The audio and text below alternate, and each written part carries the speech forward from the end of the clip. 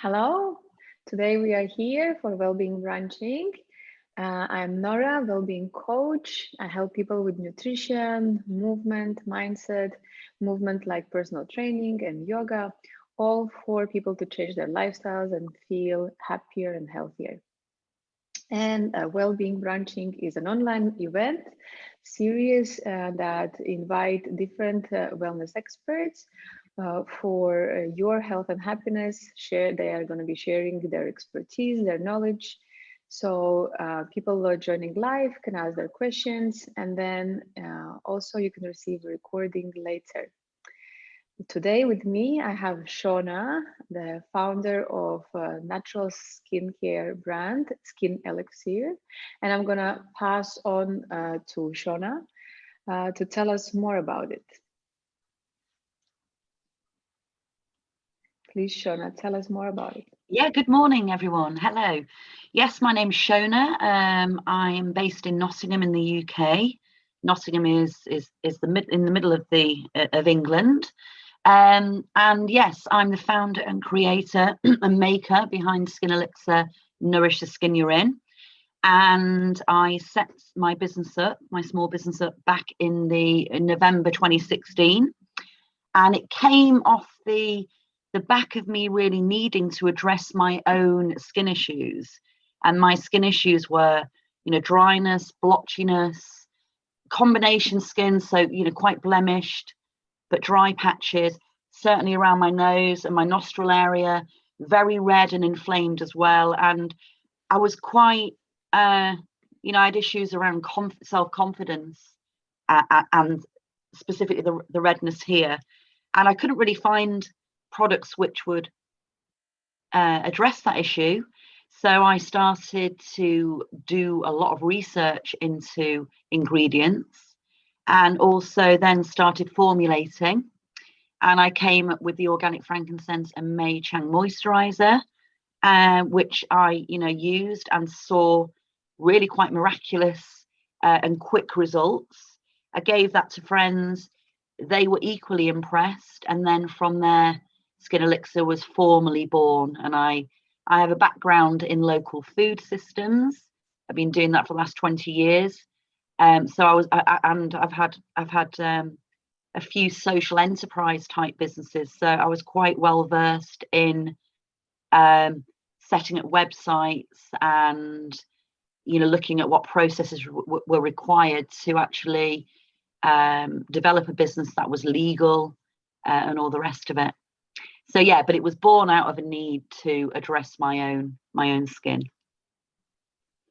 And for maybe some of us who are not really familiar, what's the difference between like conventional cosmetics and natural skincare?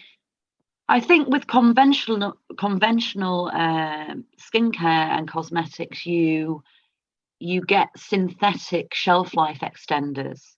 Now, some of these shelf life extenders can disrupt hormones. They have been known to do that, maybe not in the minute quantities that you'll find in one product, but if you're repeatedly using products that have shelf life extenders in, and preservatives that are just not really necessary.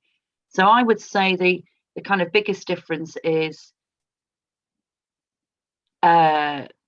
conventional products are made in big vats in factories. Mm-hmm. More natural products might be made more in small batches, certainly in my case. Handmade, so exactly, you would know exactly what was going into a conventional cosmetics as well. But in conventional cosmetics, you would have, say, 3 vats. You'd have your base ingredients, you would have your fragrance oils, and you would have perhaps some kind of color in there as well, something that would pigment the end result. Now, fragrance oils can disrupt hormones as well. So I think, from the point of view of natural versus conventional, certainly for me, it's looking at ingredients which are going to heal and not hinder. And because these products are they've gone through lab testing, and the formula, the percentage of ingredients used, they are created to optimize skin. And when we think about skin, it is our biggest organ. And there was a study in the US, I think, I'm not sure when it was now, whether it was late 90s, early noughties, but I think they proved that 64% of stuff we put on our skin is absorbed beyond, the epidermis. So I think with that in mind, if you're constantly putting products on you, it's wise to minimize stress on skin and on your inside, shall we say. Yeah, I'm definitely agree on that. And just continuing on the natural point of the cosmetics, what is the let's say difference maybe, or what are the how do they differentiate like a natural cosmetic and organic cosmetic? Because there's loads of information about it. So could you tell us about that? Yeah, well, with organic products, if you're using specifically organic, then there are specific certification, like Cosmos in the EU. You have the Soil Association accreditation here in the UK. So your raw material is either organic or natural. My business with Skin Elixir, it's 100% natural. I use organic base ingredients, but all my ingredients are natural. There's no synthetic addition. And the key difference between organic and natural is the condition of soil. And it's so important that we begin to realize the importance of regenerating topsoil, because without, morning Carla, without the importance of considering the condition of soil, which really feeds us, because it feeds it is the seed, if you like, of all the food that we eat, and thus all the products that we put onto our skin as well. So I think, the key difference is, the critical difference is what is being fed into the soil that then grows the plants, the trees, whatever it is that you're then putting on as a raw material.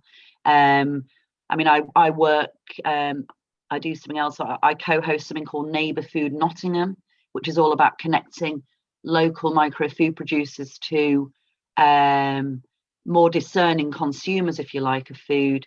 And we work with somebody called Manor Organic Farm, and they are an accredited farm with the Soil Association. It costs a lot of money. There's a lot of rigor around getting those accreditations in place, and it's about what inputs you're putting into the soil ultimately.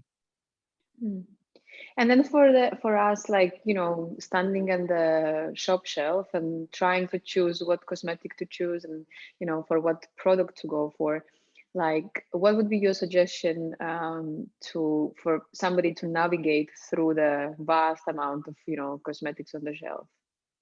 Yeah, good question.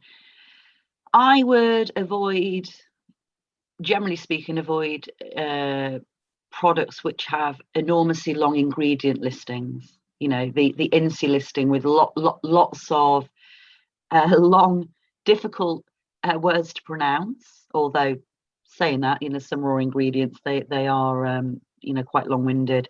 But I would go for naturally occurring ingredients rather than synthetic. So I would avoid polysorbate 80. I would avoid anything that says fragrance oils. Fragrance oils are known, there's been research on it, to disrupt hormones, to bring on allergies. So likewise, though, when you're using essential oils, some people, a very small percentage of people, might have some kind of reaction to limonene, say, and other chemical constituents of those raw ingredients. But I would say, generally speaking, a short ingredient listing, and you want to have, what you will see within that listing is, ingredients that have their full, Latin name, then the English name, and then any chemicals constituents within that. So I would look as well just for in terms of preservatives, natural vitamin E. Natural vitamin E tocopherol is adequate. It has a 12-month shelf life. You don't have to have a multitude of preservatives in there. Likewise, if you're choosing a product with water, you are going to have ingredients in there which stabilize the oils in the water and stop them separating. That is something else that I just do not go down the route of. My products are waterless, so that I don't have to worry about using stabilizing chemicals, which in my way of seeing are just not necessary. Thank you for your answer.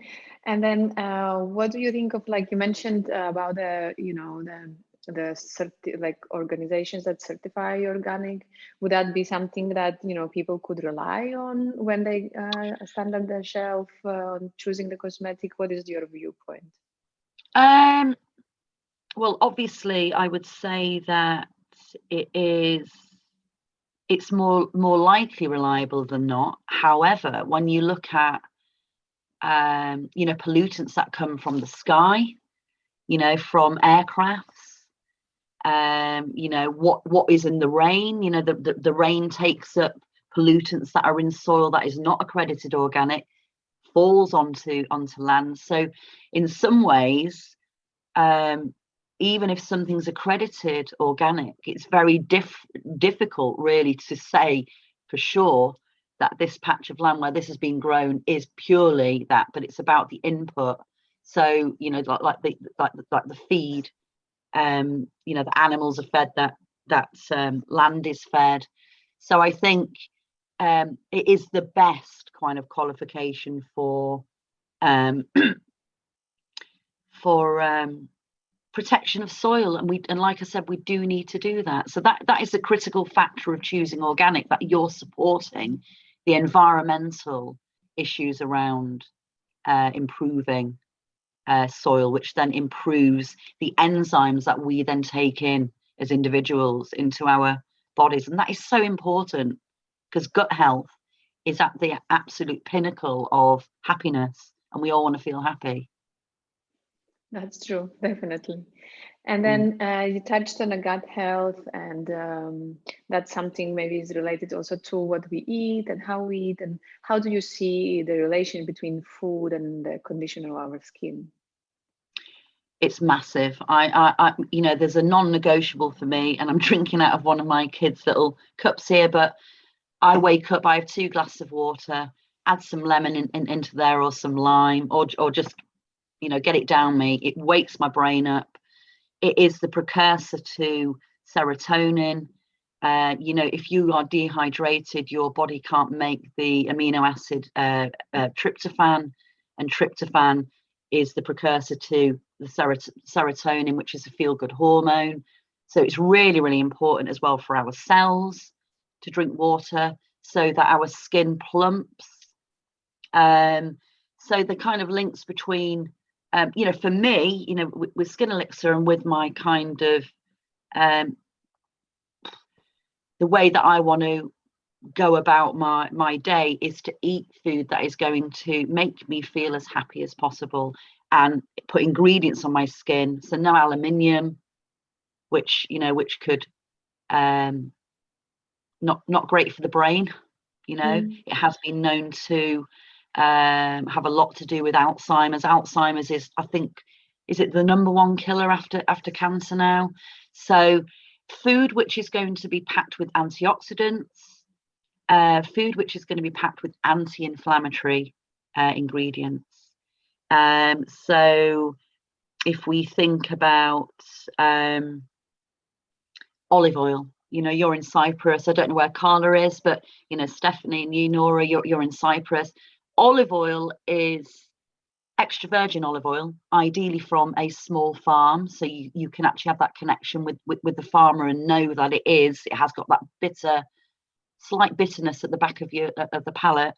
That's when you know that it's extra virgin and doing the thing. But that is full of fatty acids, omega-3, and that is the optimal food choice for feeling happy. And my skincare is chosen with that in mind as well. So shea butter, black seed oil, they are packed with omega-3 fatty acids. What that does, it protects your brain. It's great for your insides as well. Beetroot, that's another great food to eat. It's rich in nitrates, which is great for the gut flora. It gives a protective kind of coating in the gut, which enables us then to kind of reinforce the barrier, because there is something called leaky gut, where stuff leaks out of our gut and can get into our bloodstream, and that's when all kinds of inflammatory activity starts to happen. So foods that are anti-inflammatory, celery is a massively great thing to have. So in the morning, having a shot of celery, if you've got a juicer, ram a few stalks in there, blitz it up, drink it. It's not great, but on an empty stomach, it helps us create acids which are required to digest food better, so it doesn't stagnate and ferment in our gut. So yeah, my lifestyle is about us feeling as happy as possible. And there is this amazing book by Nicholas Ekstedt, I don't know if I pronounced that right, called Happy Food, and it's absolutely blindingly good. It's so easy to get your head around, and it's very, very interesting. He talks about something called quercetin, which is found in loganberries, which is a Nordic grown berry, but in blueberries as well. I think it's in certain nuts, in legumes, in turkey, in beef, in eggs, in legumes like chickpeas and peanuts. So having a diet, an eating regime, I hate that word diet, that is packed with those kind of foods which are going to improve and to oxygenate our cells and to bring about, de-inflame our cells and joints and blood. So apple cider vinegar, great things to eat on a daily basis. Apple cider vinegar with a little bit of warm water, really good for cleaning out the digestive system. Possibly not every day, actually, maybe 3 or 4 days a week. But yeah, 30 grams of nuts a day. Best to soak your nuts, because they can contain there's something within the coating which isn't great for us to eat. But 30 grams of nuts, brilliant for brain health. And thank you. I mean, it's all valuable, and it all sounds like, a great salad of like beetroot and celery. And I also myself have tried, apple cider vinegar and olive oil, and some nuts on top and legumes. So that all sounds really great. And I'm also a big supporter of a celery. I have myself also tried like the celery juicing. It does a kind of a really impressive work on the skin and also on the overall well-being feeling. And I'm just going back, I remember in our previous conversation you mentioned something like called superhero juice that has helped you and your clients. Could you tell us a little bit more about it? Yeah, well, I mean, superhero juice, it came about because I've got twins. They're nearly 9 now, and my son Luca had a lot of mucus, and that was caused by drinking a lot of milk. Really, you have breast milk, then you go on to a bit of formula as well, and then drinking a little bit of milk for calcium. Of course, we can get calcium from leafy green vegetables and cashew nuts actually as well. But yeah, he was drinking that, so he had quite a lot of mucus. So I thought, right, need to do something to try and address this naturally. So the superhero juice is 1 whole pineapple. Now, I don't know if you've got at the Aldi store over in Cyprus, but we have Aldi here. A bag of organic carrots. You can get them for about 89p from from Aldi, and half a lemon or lime. So you just cut that up. I've got a juicer with a central centrifuge in there, so it's great. It separates the fibre, so you're just getting the juice, or the fibre's great, but in a juice, if you want to get a hit to the cells, a juicer is a really good thing. Whack it in there. I mean, that juicer is about, I think it's a Von Chef or something, and it's about 35 quid, so quite affordable. It's lasted a long time. It's got a good motor on it. Whack all those things in, and then that is enough for the three of us to have a drink. And pineapple has a compound called bromelain in it, and bromelain is known to support respiratory health, upper respiratory tract health. It's also anti-inflammatory. It's packed with vitamins. So vitamin C, lime's packed with vitamin C, carrots, beta carotene. So all these ingredients are anti-inflammatory, and also it's a great antioxidant hit to the cells. So we do that. It was a daily thing. I do slip, we are human.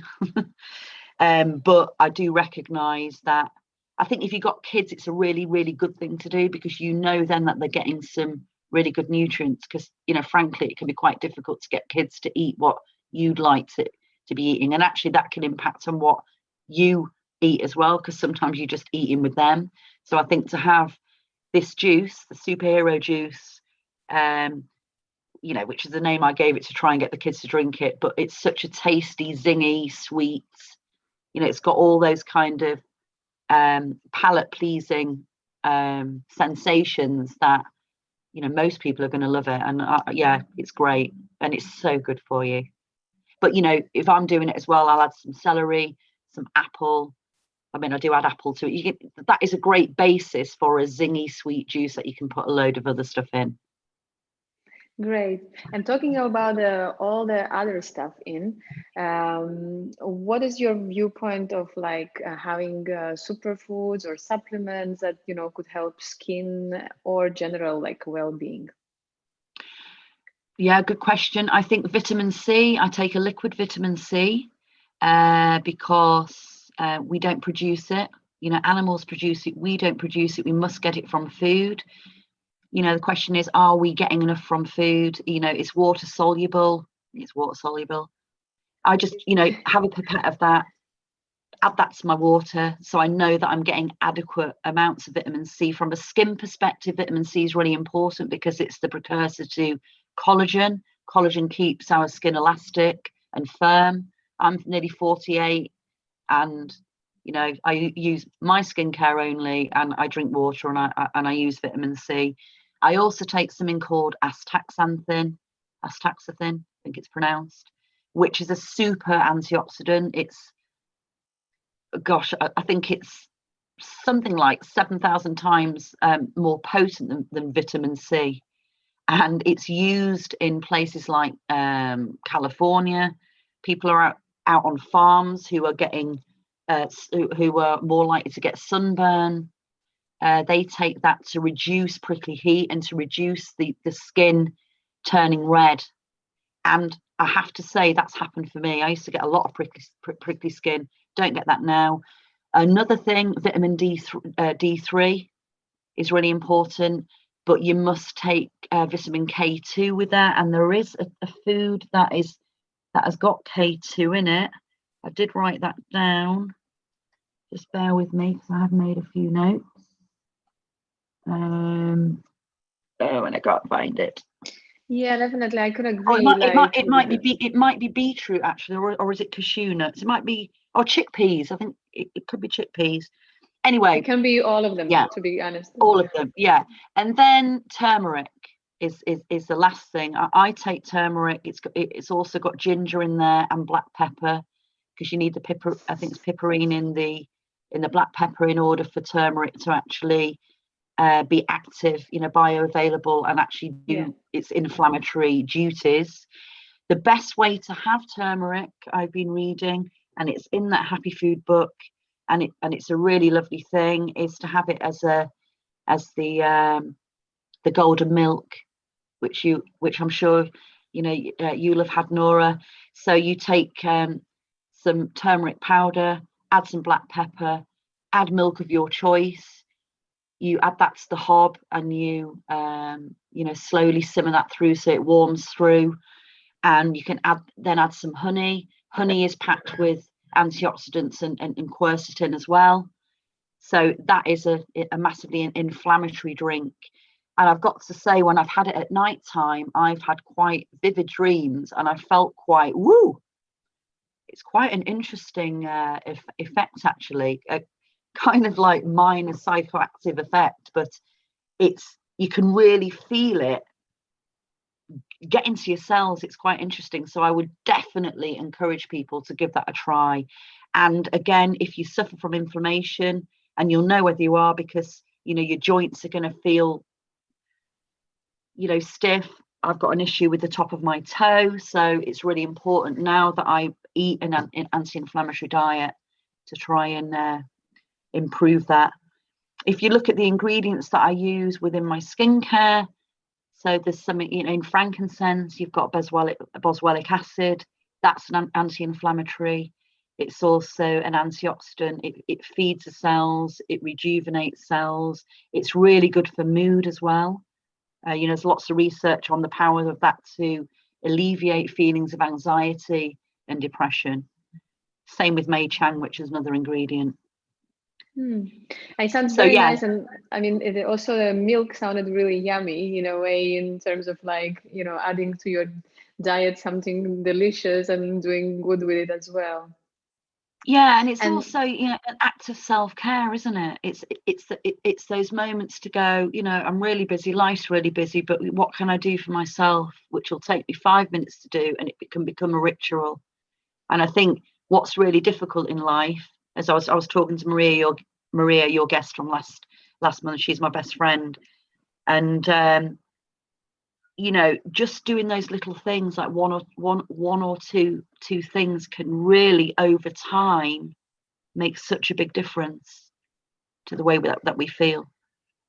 Indeed. And then maybe continuing, what would be your suggestion? Like, what would be the easy start for someone who is, seeing something on the skin that they don't like, and they would want to move from this point of like, I don't like my skin, and how do I make my skin glowing and smooth and so on, so I can like my picture in the mirror. So what would be your suggestions? Where to start?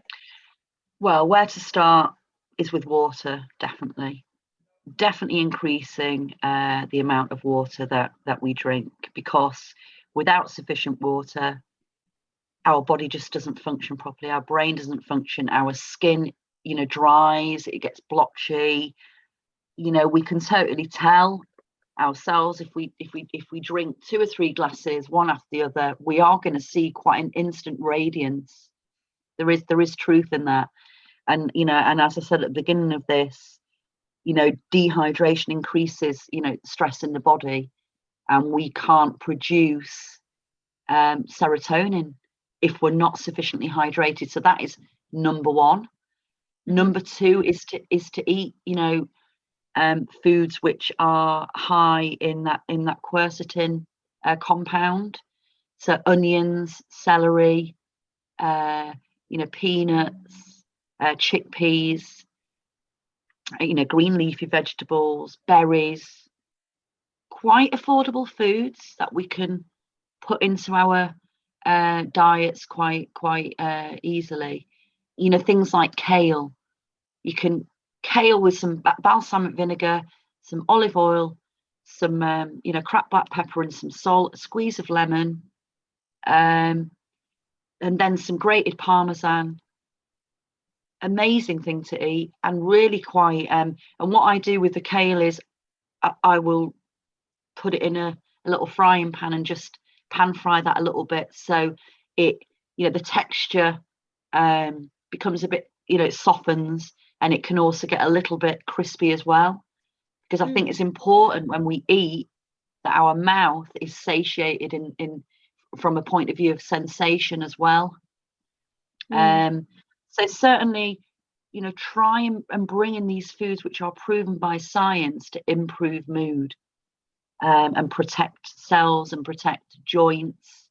So eating a rainbow of foods where possible, but a great starting point is to 50 ml of olive oil a day, so a couple of salads, that is proven to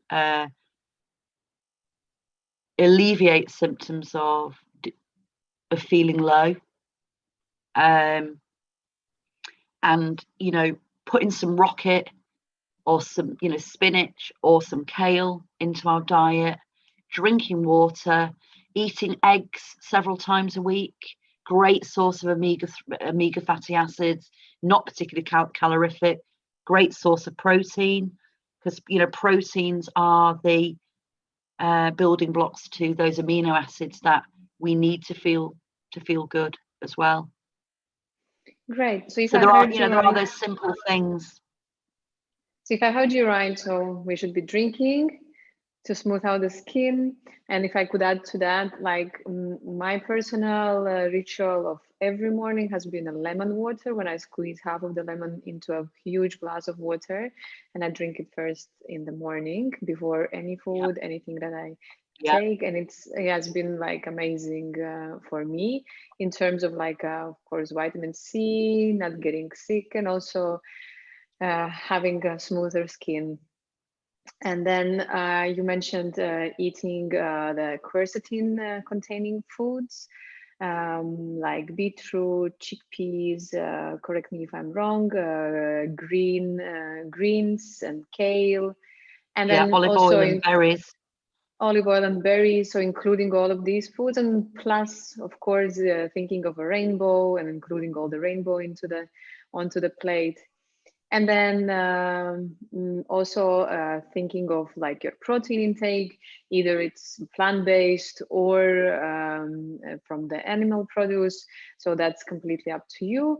And then, of course, thinking of omega-3s and fatty acids, of eating good fats, avocados, olive oil that I already mentioned, and maybe some fatty fish, or if you don't eat fatty fish, a vegan option would be like thinking of algae that fish eats and gets omega-3s from there. Yeah. These are really, really, really useful tips. And I'm thinking to ask our listeners if they would have any questions for us. They can unmute themselves and talk freely, or they can drop their question in the message box. I see that Stephanie has a question. Please. If I'm not mistaken, earlier you mentioned about nuts, soaking nuts. Is it correct? Yes. And because recently, actually, I've heard about this information that is actually very good to soak them in water, but I don't know the effects of it. If you could explain a bit and elaborate the benefits, please. Yeah. Well, by soaking the nuts, I think the idea is to soak them overnight where possible. It removes the I think there are enzymes that are on the skin, on the coating, that are not particularly beneficial to health, and in fact they could have fertilizers on there and other potential carcinogens, or chemicals that we just don't need. So it not only softens the nut, so it changes the kind of chemical structure of the nut. So from hard it goes to softer. So possibly that's easier for us to digest as well, but it removes that coating. Now you'd have to do some research into what is on that coating, but that is the reason why people soak nuts. And I could just but those nuts can be, sorry. I could just add to it that soaking nuts, because they have contained these certain naturally occurring chemicals or tannins, or they call it also phytic acids, that kind of prevent of body absorbing microelements like zinc, iron, calcium, that is naturally already in the nut. but because of these naturally occurring chemicals, they prevent us absorbing it at the fullest. So that's something that also is reduced in the process of soaking. And also the soaking nuts reduces anti nutritional enzyme inhibitors that I think Shona mentioned already. So it's just making sure that by soaking, in simple words, does that you soak the nut and you get most out of it, and there is nothing that would prevent the minerals and the nutrients to be absorbed. So that's like putting it in a very simple way. If there is any question, that was enough to answer? Carla has a question. Great. Yes, I'm in the UK, by the way, but before I was in Cyprus, then I will go back to Cyprus. Recently in the UK, I'm having problems with acidity, food. I don't know if it's the country or I'm not sure, but I've been drinking water with lemon in the morning. I've been drinking juices with celery, cucumber or banana and apple, and I still have this acidity in my body. So is there anything I can do? So when you say acidity, how is that coming out? Have you got inflamed joints? Have you got pain? How does that manifest for you? I have burning in my stomach and acidity. I can feel it that it comes up through to my mouth, Okay. you know, those kind of things. And yes, I mean, I've been drinking these juices, but it's still there. The problem doesn't go away. Right. Well, I would suggest getting on a much more detailed anti-inflammatory diet. So all the foods I was talking about with the quercetin in, they're the foods that you want to make predominantly available in your diet. I would also add in, if you drink milk, some goat's milk kefir. You can buy that online. There's a really good company called Chuckling Goats. And then eat things like, onions, a bit more cucumber, apple. So you want pre and probiotics, which are going to re-establish some good gut bacteria, because I think what you're having here is symptoms of leaky gut. So that adding beetroot into a juice will be really, really a good thing for you. And some healthy starches as well. So eating chickpeas would be a good thing. Also, beetroot has, it's highly anti-inflammatory, and it has potassium and magnesium in there, which is also great for inflammation. So with beetroot, you can roast it, or you can just kind of steam it. So you could roast it and have it in salads. So upping those green leafy, adding some extra virgin olive oil. You just need to be doing things which are going to, just purely eating for a couple of weeks, an anti-inflammatory diet. You can still eat brown rice. You can eat potatoes still, but I think cold potatoes are better because of the starch, the type of starch that cold potatoes bring about. Lots of herbs. So you could be, drinking rosemary water in the morning, warm water with rosemary, then a water with lemon in there, and then having some goat's milk kefir and some sauerkraut, which is really, really, really easy to make. Half a white cabbage, some non-iodine salt, and you chop that up, you massage the leaves, add the salt in. I think it's about half a teaspoon for half a cabbage, and then that's all you need. You massage it in, and then you press it down into a jar, and then you put a leaf on the top so that you are stopping the sauerkraut from going moldy. Leave that about 7 days, and then that will create lots of B vitamins lots of vitamin C, and those anti-inflammatory kind of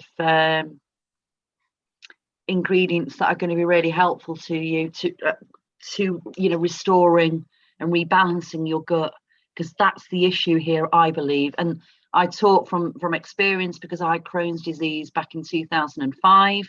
I was diagnosed with it, and I managed that without any kind of drugs at all, and I don't have any symptoms. I don't believe that I've got Crohn's now, but apparently I will always have it, but I don't like to think that I have, actually.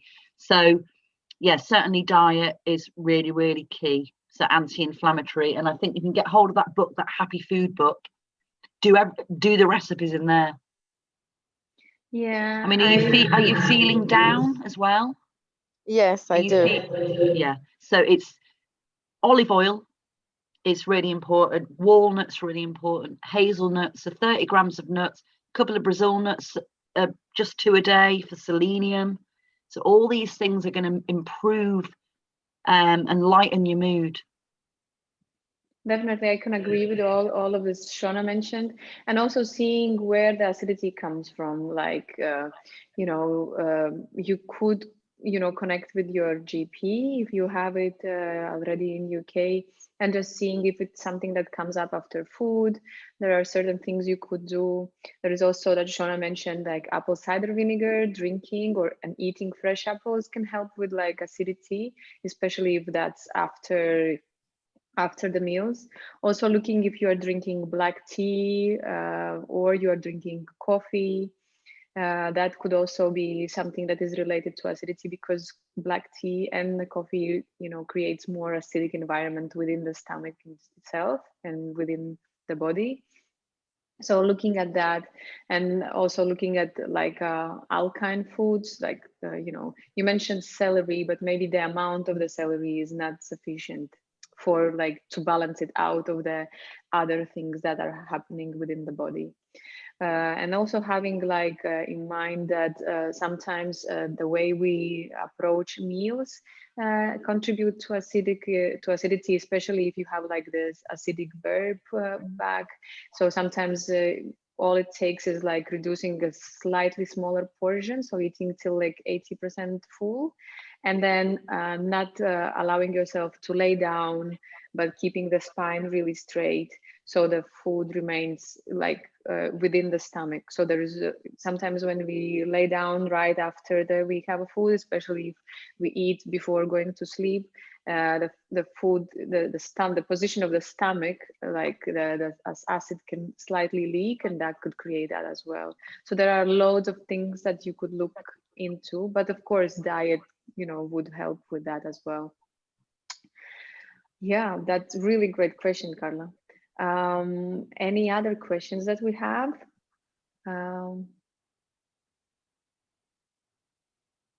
Okay, I think we are just gonna go into some final topic before we run out of the time.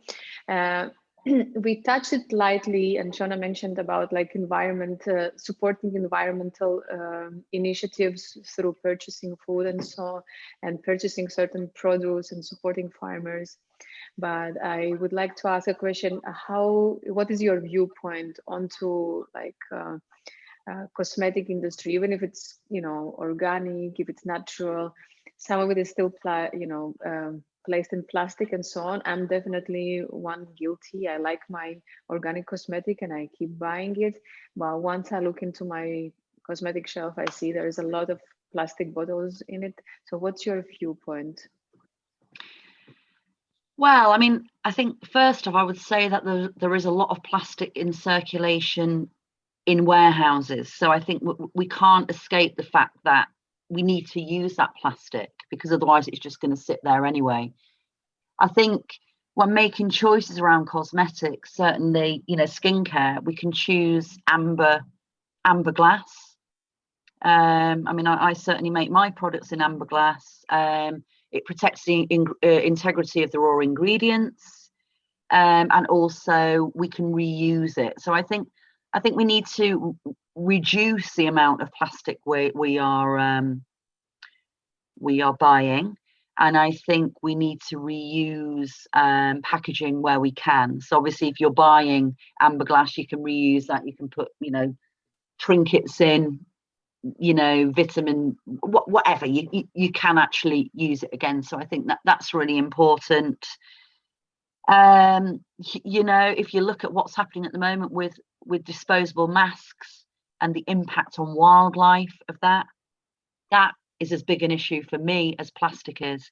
But I think, with regards to plastics, we need to, for example, you want to avoid like toothpaste with plastic with those little beads in, products which are just not necessary. What you want to do is choose with your purse, really. As consumers, we have the decision around what we buy, and I think sometimes there is a myth around the true value of food.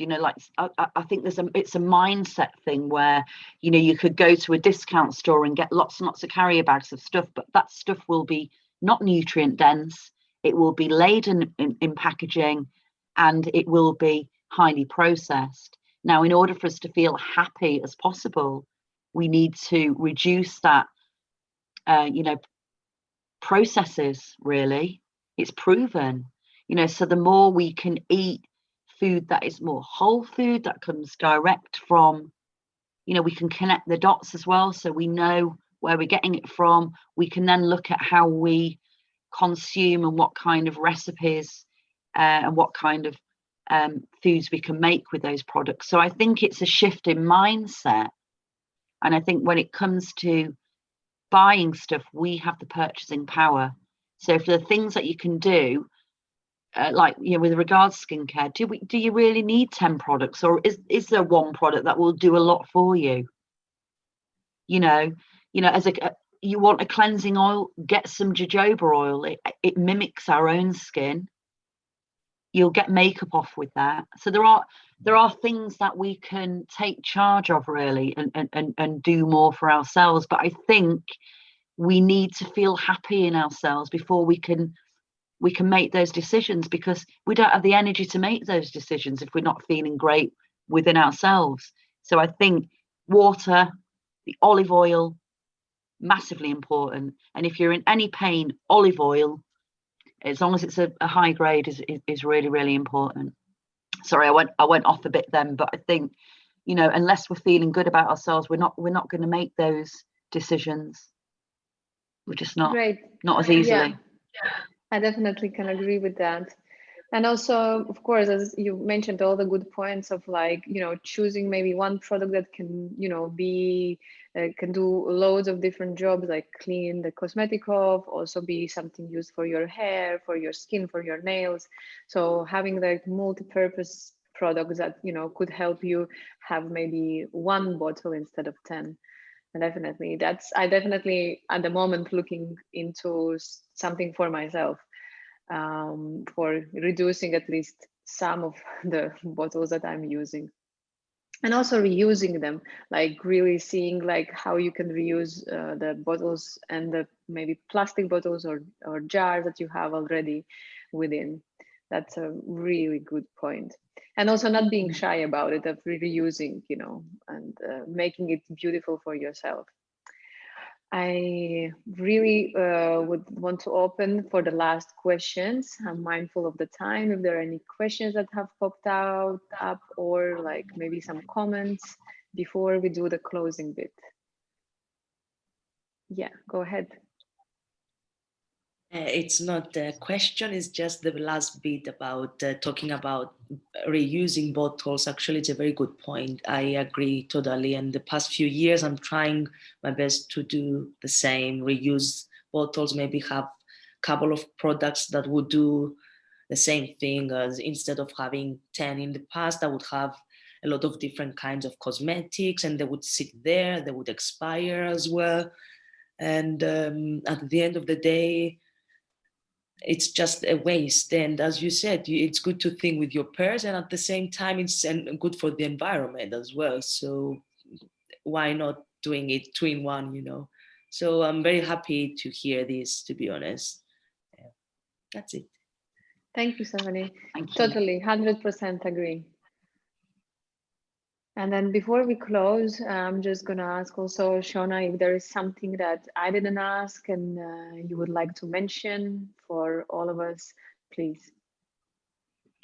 No, I mean, I think on the topic of happiness and happy skin, we need to reduce the amount of sugar that we're eating. You know, we can have sugar in fruit and in honey, you know, and maybe do an 80-20 rule on that, because I know that, you know, happiness does not come from eating it. It might in that single moment, but the after effects on the body are just not great. You know, they are, it is highly inflaming for the body and really not good for the gut. So you know, as a kind of closing statement, reduce sugar, drink a load of water, and look at those ingredients. And as Stephanie's just, you know, said then, and you said, Nora, it's about using maybe products which have multi-purpose, so that we don't have all this plastic around. But of course, for industry requires us to be consumers, but I think we can be a lot more discerning about what we do with our money around that. Definitely, I totally agree with you. And if I could just add from me is also like all the good diet that Shona mentioned is super important. And at the same time, also, you know, getting a little bit more active. So the blood flows towards your skin, towards your face, especially. So you do a little bit that, you know, makes your t-shirt a little bit wet, a little bit of a sweat. It's really good for detoxification and all the other benefits, but it's also good for your skin. So your skin can get all the nutrients that you are going to be eating all the way delivered to the surface of the skin. So when we get a little bit red, a little bit flashy, so it's all good for us. So just keeping a little bit activity, it doesn't have to be something extreme, doesn't have to be every day, just getting out there into the fresh air, also getting out and a little bit moving, so your cheeks get red and the blood gets flowing into your skin, your face skin. It's also going to contribute to, you know, to the skin looking better and you feeling better as well. And as Shona already mentioned, being happy also contributes to a happy skin and beautiful skin as well. So we want to really thank you, Shona, for waking up earlier today and you know, devoting the time to speak with me and share your experience. Thank you very much. You're very welcome. I've really enjoyed it. Thank you. Thank you very much. And I'm gonna close the recording, and yeah, see you all behind the curtains.